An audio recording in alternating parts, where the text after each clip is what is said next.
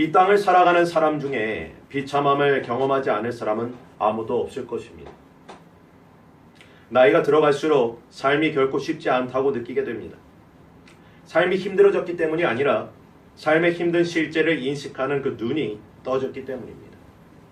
젊었을 때는 생각하던 것처럼 그 황홀하고 낭만적인 그 삶, 그것은 현실과 거리가 먼 것을 느끼게 되기 때문입니다. 가끔씩 찾아오는 따사로운 삶이 있을지라도 대부분의 날은 우울하고 구름 낀 날의 연속입니다. 공허한 삶도 비참하고 병도 비참하고 슬픔도 비참이고 죽음도 비참입니다. 돈이 없는 것도 비참하고 남들과 비교하며 스스로 작아지는 우리 자신을 보는 것도 비참합니다. 그러나 우리가 비참해야 하는 비참한 이유, 그것은 진짜가 따로 있다는 것입니다. 그것은 바로 죄 때문입니다. 죄로 인한 것. 사람이 비참해지는 모든 원인이 바로 이 죄악에 있다는 것입니다. 이 죄에서 모든 비참함이 시작되었기 때문입니다. 그러나 많은 사람들은 비참 속에서 살고 있다고 느끼지 못합니다. 이렇게 비참해질 만큼 자신이 죄를 지었다고 생각하지도 않는다는 것입니다. 대부분의 사람들은 이렇게 생각합니다. 나는 삶이 비참한 지경에 이를 정도로 악한 죄인이 아니라는 것입니다. 왜 그렇게 믿을까요? 자신을 객관적으로 보지 못하기 때문입니다. 사람마다 죄에 대한 기준과 정의가 다르기 때문입니다. 다른 사람들과 비교하며 자신은 그 정도로 흉악한 죄인이 아니라고 한다는 것입니다. 혹여나 비참함을 인정할지라도 부분적으로 따지기 시작합니다. 내가 다른 것들은 괜찮은데 이런 것이 좀 잘못되었으니 이런 것만 채워지면 되겠구나. 그러나 성경에서 말하는 이 비참은 부분적이 아닙니다. 전체적인 것을 말하고 있습니다. 위로가 우리의 몸과 영혼에 미치는 것처럼 이 비참함, 이 죄악으로 말미암는 비참함 또한 우리의 몸과 영혼에 미친다는 것입니다. 즉 몸과 영혼에서 전체적으로 위로를 갈망하는 사람은 자기의 존재 전체가 비참한 상태에 있다는 것을 고백한다는 것입니다.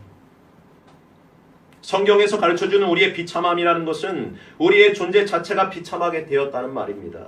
이 비참함은 다른 나라로 쫓겨난 그 사람이 겪는 것과 같습니다. 초도에 말씀드렸던 것처럼 그런 사람은 이제 더 이상 갈 곳이 없다는 것입니다. 이처럼 사람은 원래 하나님의 동산에서 하나님과 함께 살도록 지음을 받았는데 거기서 쫓겨나게 됐습니다. 거기에 들어가지 못하도록 하나님께서 막으셨습니다. 죄를 지은 결과로 에덴 동산에서 쫓겨났고 지금은 어두운 가운데서 방황하며 살아가고 있다는 것입니다. 하나님의 존전에서 쫓겨난 것, 어디든 갈 곳이 없는 상태, 이것이 바로 우리의 비참함이라는 것입니다. 여기에 위로가 있다면 회복되어 하나님께로 다시금 돌아가는 것일 것입니다.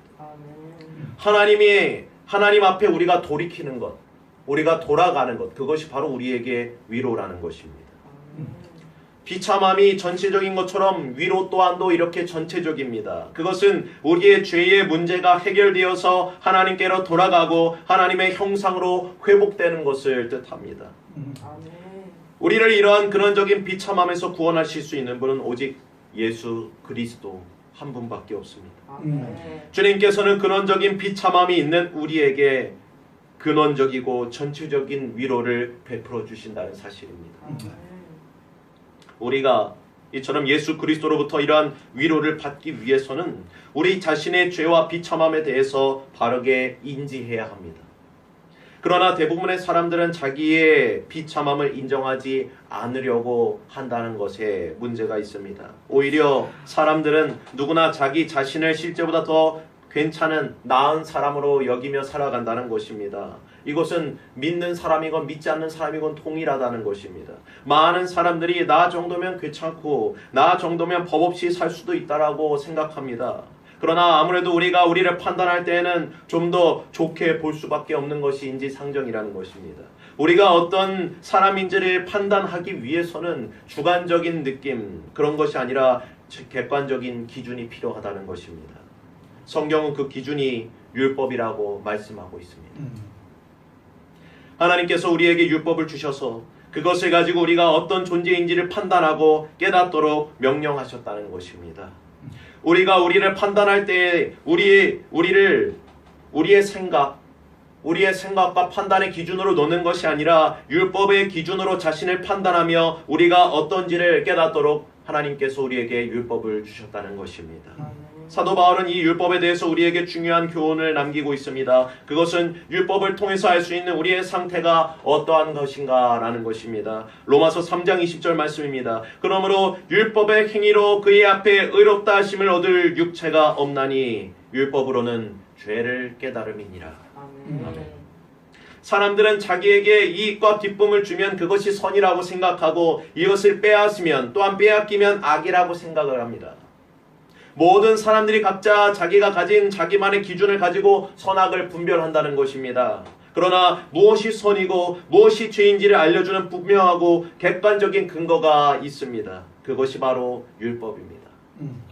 율법으로는 하나님께서 명령하신 선이 무엇인지를 우리에게 깨닫게 하여 준다는 것입니다. 그러므로 우리는 율법을 통해서만 죄악을 판결할 수가 있습니다.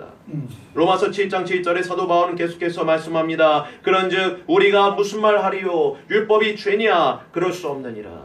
율법으로 말미암지 않고는 내가 죄를 알지 못하였으리니 곧 율법이 탐내지 말라 하지 아니하였더라면 내가 탐심을 알지 못하였으리라. 율법은 우리에게 무엇이 죄인지를 알려준다는 것입니다. 우리가 알지 못했던 것.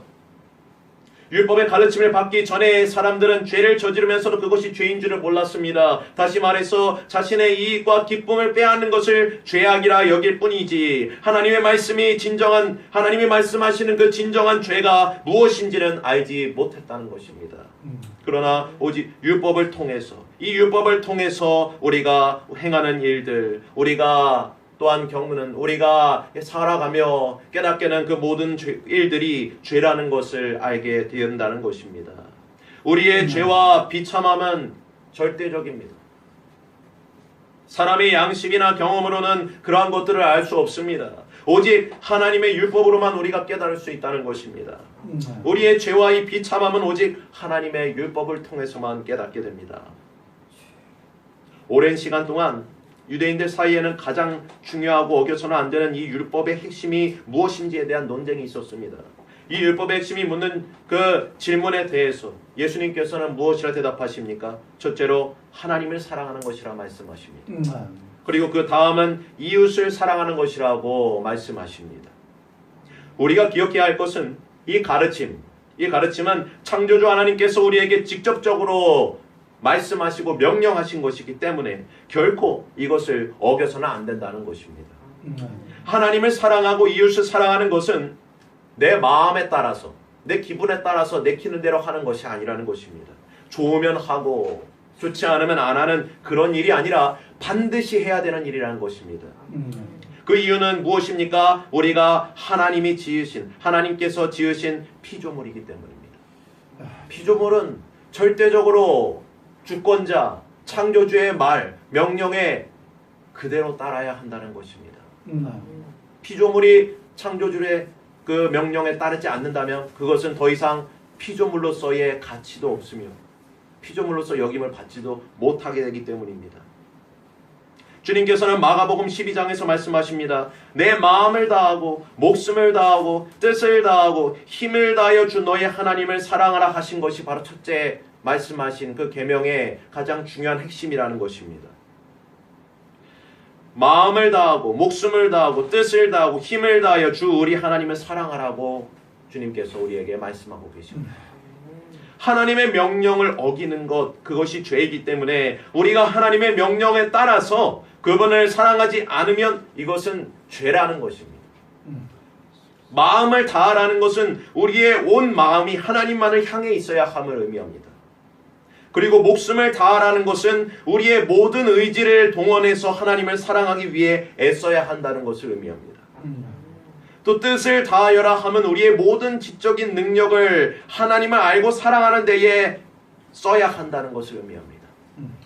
그리고 힘을 다하는 것은 우리의 겉과 속의 모든 생각과 행동들이 하나님의 율법에 일치하도록 힘쓰라는 의미입니다. 또한 레위기 19장에서 하나님께서는 원수를 갚지 말며 동포를 원망하지 말며 이웃 사랑하기를 내 몸과 같이 하라. 나는 여호와니라 라고 말씀하십니다. 나는 여호와니라 라는 이 선언은 하나님이 우리와 이웃을 모두 창조하신 하나님이시라는 선언입니다. 오직 나만, 나 자신만을 이야기하는 것이 아닙니다. 나 자신만 하나님과 창조주와 피조물과의 관계를 맺고 있다, 이것을 이야기하는 것이 아니라 모든 피조물들이 하나님과 같은 관계를 맺고 있으며, 그렇기 때문에 우리와 모든 이웃은 하나님을 통해서 서로 연결되어 있는 존재라는 것입니다. 그렇기 때문에 우리가 이웃, 우리와 세상은 모두 하나님이 창조하신 피조 세계라는 점에서 둘이 아니라 하나라는 점입니다. 그렇기 때문에 우리가 결코 사람과의 관계가 끊쳐지고 살아가는 것, 이것은 하나님께서 원하시는 것이 아니라는 것입니다. 우리가 불교나 다른 종교의 그런 가르침을 보면 속세와 인연을 끊고 또 형제와 자매와 또 그 가족과의 관계를 끊고 그런 관계를 끊는 것을 말합니다. 하지만 우리가 믿는 기독교 또한 우리가 믿는 믿음 안에서는 이것은 결코 성립되지 않는다는 것입니다.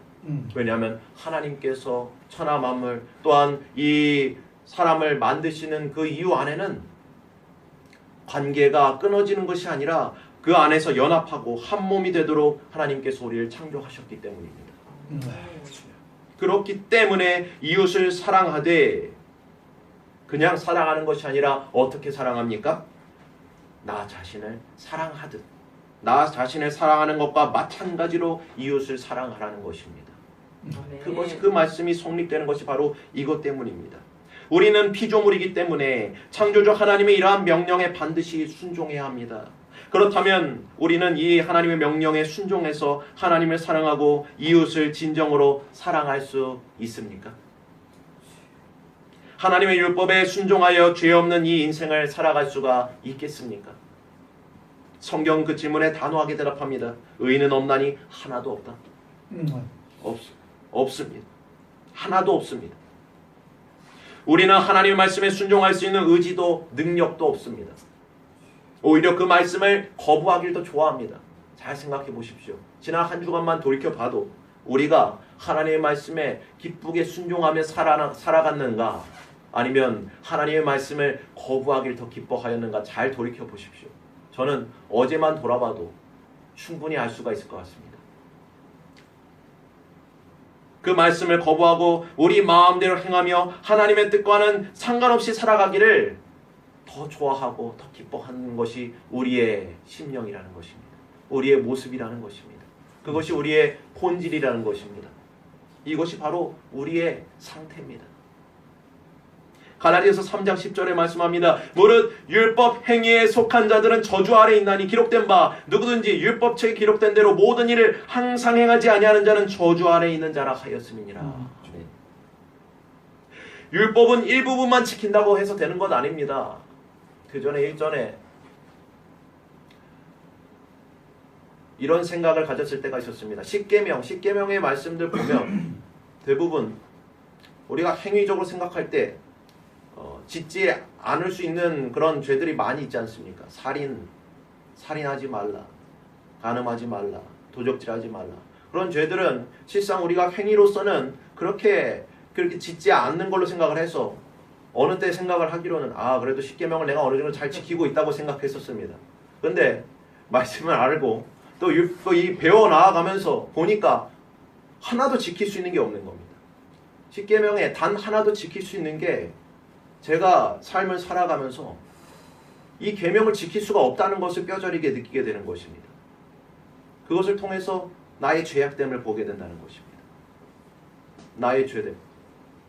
이 법 하나, 이 하나님께서 우리에게 주신 이 계명 하나도 온전히 지킬 수 없는 나의 모습을 보며 나는 진실로 죄인이구나. 그냥 죄인도 아니고 정말 죄인 중에 괴수라는 그 표현이 정말 맞구나. 그것을 알게 된다는 것입니다. 율법을 지키되 모든 율법을 하나도 빠지지 않고 지켜야 합니다. 하루 이틀이 아니라 항상 매일 늘 지켜야 한다고 지금 말씀하고 있습니다. 항상 행하지 않는 자, 그러면 뭡니까? 저주 아래 있는 자라고. 그러나 그렇게 할 수 있는 사람이 세상에 있냐는 것입니다. 없습니다. 성경은 율법의 모든 것을 항상 지키지 않으면 저주 아래 있는 자라고 단호하게 선언을 하고 있습니다. 그러므로 이 말씀 하에 모든 인류는 저주 아래 있는 것이 성립이 됩니다. 모든 인류. 단 한 사람도 없기 때문에, 의인은 없되 한 사람도 없기 때문에 이 말씀에 의해서 모든 인류, 전 세계 모든 인류는 저주 아래 있다는 것이 성립되는 것입니다. 사도 바울은 계속해서 우리가 어떤 상태에 빠져 있는지에 대해서 전합니다. 로마서 8장 7절에 보면 육신의 생각은 하나님과 원수가 되나니 이는 하나님의 법에 굴복치 아니할 뿐 아니라 할 수도 없다. 할 수도 없습니다. 할 수도. 우리는 율법을 지키지 못하는 것뿐만 아니라 적극적으로 하나님의 명령을 거부하고 어기는 자들이라는 것입니다. 지키지 못할 뿐 아니라 의지를 가지고 스스로 힘을 다해서 하나님의 말씀을 거역하는 자들임을 사도 바울은 우리에게 증거하고 있습니다. 에베소서 2장의 말씀을 보면 전에는 우리도 다 그 가운데서 우리 육체의 욕심을 따라 지내며 육체와 마음에 원하는 것을 하여 다른 이들과 같이 본질상 진노의 자녀였다고 말씀하고 있습니다. 우리 모두는 하나님의 명령을 어기고 자기의 욕심대로 사는 자들이었습니다. 그렇기 때문에 하나님의 진노를 받을 수밖에 없는 존재들이었다는 것입니다. 이것이 우리가 아는 이 세상 가운데에서 우리의 슬픔이며 고통이고 눈물이며 환난이라는 것입니다. 그러나 사도 바울은 그 다음에 바로 증언합니다. 긍휼이 풍성하신 하나님이, 긍휼이 풍성하신 하나님이 우리를 사랑하신 그 큰 사랑을 인하여 허물로 죽은 우리를 그리스도와 함께 살리셨고 또 함께 일으키사 그리스도 예수 안에서 함께 하늘에 앉히셨다고 말씀하고 있습니다. 하나님께서는 독생자 예수 그리스도를 통하여서 죄로 인한 비참한 사망에서 우리를 건져주셨다는 것입니다. 이는 하나님께서 그리스도 예수 안에서 우리에게 긍휼을 베푸신 그 은혜가 얼마나 풍성한지를 모든 사람에게 보이시기 위함이라고 우리에게 말씀하고 있습니다. 그러므로 율법의 행위로 그의 앞에 의롭다 하심을 얻을 육체가 없나니 율법으로는 죄를 깨달음이라고 말씀했습니다. 그런데 이제는 율법 외에 한 의가 나타났으니 율법과 선지자들에게 증거를 받은 것인데 곧 예수 그리스도를 믿는 믿음으로 말미암아 모든 믿는 자에게 미치는 하나님의 의니 차별이 없는 의라고 말합니다. 모든 사람이 죄를 범하였음에 하나님의 영광에 이르지 못하더니 그리스도 예수 안에 있는 속량으로 말미암아 그리스도 예수 안에 있는 그 속량으로 말미암아 하나님의 은혜로 값없이 의롭다 하심을 얻은 자가 되었다는 것입니다. 우리가 아직 죄인 되었을 때 그리스도께서 우리를 위하여 죽으심으로써 하나님께서 우리에 대한 자기의 사랑을 확증하셨습니다. 그러면 이제 우리가 그의 피로 말미암아 의롭다 하심을 받았으니 더욱 그로 말미암아 진노하심에서 구원을 받을 것이니 곧 우리가 원수 되었을 때 그의 아들의 죽으심으로 말미암아 하나님과 화목하게 되었은지 화목하게 된 자로서는 더욱 그의 살아나심으로 말미암아 구원을 받을 것이니라. 우리는 믿음으로 말미암아 은혜로 구원을 받게 되었습니다. 이것이 우리의 어떤 율법의 행위로서 난 것이 아니라는 것입니다. 말씀드렸지 않습니까? 율법으로서는 우리가 저주에 있을 수밖에 없는, 율법의 행위로서는 우리가 저주 가운데 있을 수밖에 없는 자들입니다. 단 하나도 온전히 지킬 수가 없는 자들입니다. 그런 자들에게 그렇기 때문에 우리의 행위에서 이 구원이 절대로 나지 않았다는 것을 우리는 알게 됩니다. 율법을 통해 알게 된다는 것입니다. 왜입니까? 왜 이 행위로서 우리가 이 구원이 낫지 않게 하셨습니까? 그것을 통해 자랑할 수 없게 하시기 위해서입니다. 어떤 이도 이 행위로 말미암아 자신을 자랑할 수 없게 하시기 위해서 하나님께서 그 은혜로 우리에게 구원을 베푸셨다는 것입니다. 그러므로 죄를 용서하시는 예수 그리스도의 이 십자가의 공로를 의지하고 우리가 그의 이름을 믿으면 놀랍게도 은혜로서 구원을 받게 된다는 것입니다. 행위로서 구원을 받는 것 아닙니다.